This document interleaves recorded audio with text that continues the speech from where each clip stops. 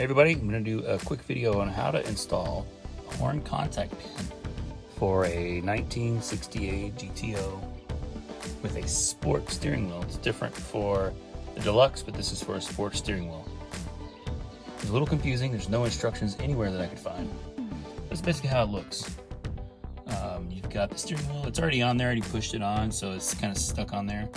And then I removed the nut and now put the rest of the steering wheel together. But right there behind there, you see a piece of metal way in the back. That's the contact. That's what makes the horn go on and off. So I'll show you real quick, and hopefully this will help someone. Okay, so basically the way this works is you've got this. Usually this is the set that comes with the kit.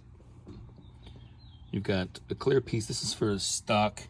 Doesn't have a locking groove. This has got the straight plastic piece and shaft there, so it doesn't have a locking groove like you normally see on more modern horns, but it still works. So you have the spring, the contact pin itself, and this little clear sleeve.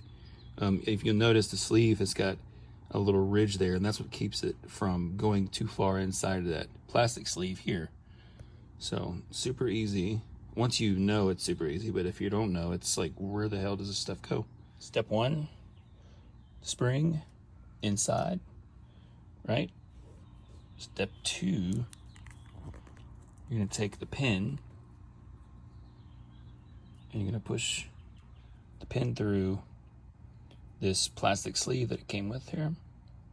Play my camera will. There we go. So you can see I put that through there. And then what happens is you push this in, and this little ridge, like I mentioned, this is going to be a pretty tight fit.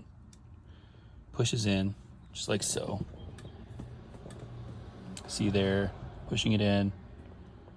And then it just sort of sits in there. And then you can use your nail, or you can get a screwdriver if you want, but you can see that little ridge in there, keeping it from going all the way inside. And it'll keep it there. Basically, when it's time, your steering wheel is going to kind of push on that. Or the horn button is, I mean. So, just kind of see how it goes in and out. And that's how that works. I'll finish putting it together so you can see it works. As you can see, so my horn is hooked up. So if I push this in here, you'll see that on the back of the horn, if you've got the kit or if you put it together, it's got a little like spring-loaded plastic spring-load deal.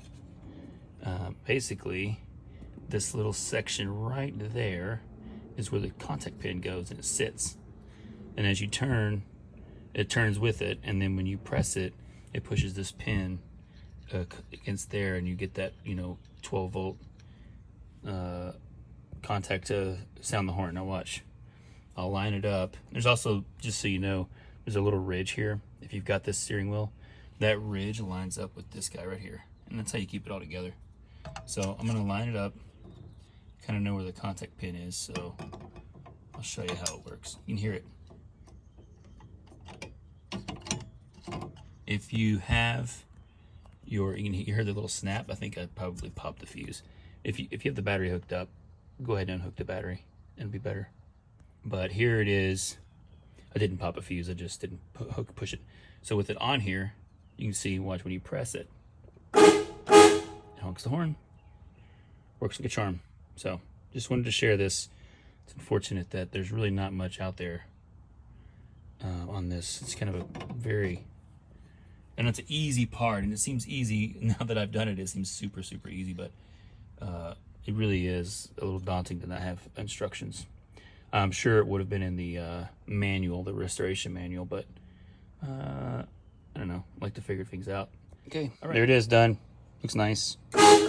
Press on it, and it honks.